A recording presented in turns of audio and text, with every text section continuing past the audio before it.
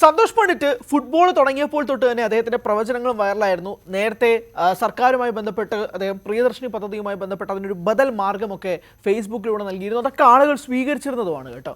ഇപ്പോൾ അദ്ദേഹം ഫുട്ബോളിൻ്റെ ഒരു കാര്യം പറയുകയാണ്. അദ്ദേഹത്തിൻ്റെ പ്രവചനം പോസ്റ്റ് ഒക്കെ ആയിട്ട് ബന്ധപ്പെട്ടാണ് അദ്ദേഹം സംസാരിക്കുന്നത്. ഞാൻ ദീർഘിപ്പിക്കുന്നില്ല, അദ്ദേഹത്തിൻ്റെ പോസ്റ്റിലേക്ക് തന്നെ ഡയറക്റ്റ് പോവാം. പണ്ഡിറ്റിൻ്റെ ഫുട്ബോൾ നിരീക്ഷണം. മക്കളെ, എൻ്റെ നിരീക്ഷണം ഭൂരിഭാഗവും ശരിയായിട്ടോ.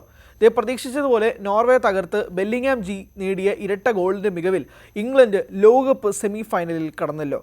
ഇനി സെമി ഫൈനലിൽ പുഷ്പം പോലെ അർജൻറ്റീനയെ തകർത്ത് ഫൈനലിൽ എത്തുമെന്ന് ഉറപ്പാണ്.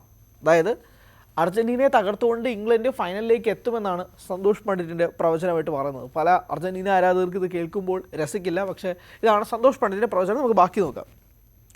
അർജൻറ്റീനയുടെ കാര്യത്തിൽ മാത്രമാണ് എനിക്ക് ഇതുവരെ ചെറിയ പ്രവചന തെറ്റ് സംഭവിച്ചത്. എൻ്റെ കാൽക്കുലേഷൻ പ്രകാരം അവർ ക്വാർട്ടർ പോലും എത്തില്ലായിരുന്നു. പോട്ടെ.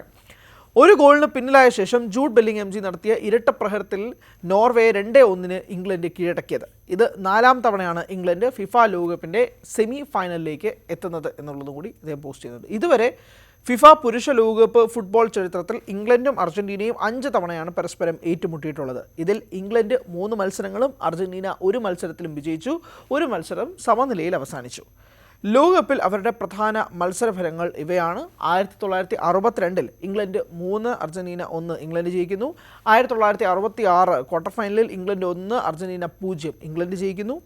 1986 quarter final England 1, Argentina 2 Argentina വിജയിച്ചു. 1998 pre quarter England 2, Argentina 2. 2002 group ഘട്ടത്തിൽ ഇംഗ്ലണ്ട് 1, അർജൻറ്റീന 0 ഇംഗ്ലണ്ട് വിജയിച്ചു. അതായത് ഒരൊറ്റ തവണ എങ്ങനെയോ കഷ്ടിച്ച് അർജൻറ്റീന ജയിച്ചു എന്നർത്ഥം. ചരിത്രം ആവർത്തിച്ച് ഇംഗ്ലണ്ട് വിജയം നമുക്ക് സ്വപ്നം കാണാം. ഇനി സെമിയിൽ ഫ്രാൻസ് സ്പെയിനിനെ നേരിടുന്നു. ഫ്രാൻസ് മികച്ച ടീമെങ്കിലും സ്പെയിൻ ജയിച്ചേക്കും.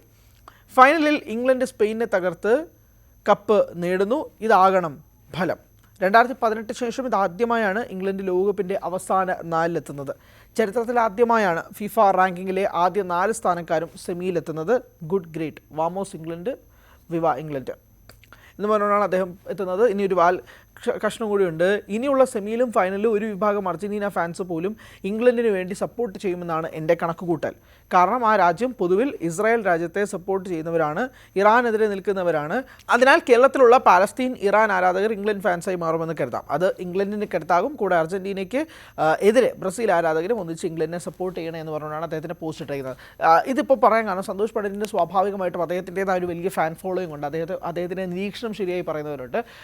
പക്ഷേ ഇതൊരു പ്രവചനം മാത്രമാണ്. ഇത് അദ്ദേഹത്തിൻ്റെ ഫുട്ബോൾ പ്രവചനങ്ങളിൽ ഒന്നായിട്ട് മാത്രം കണക്കാക്കിയാൽ മതിയാകും.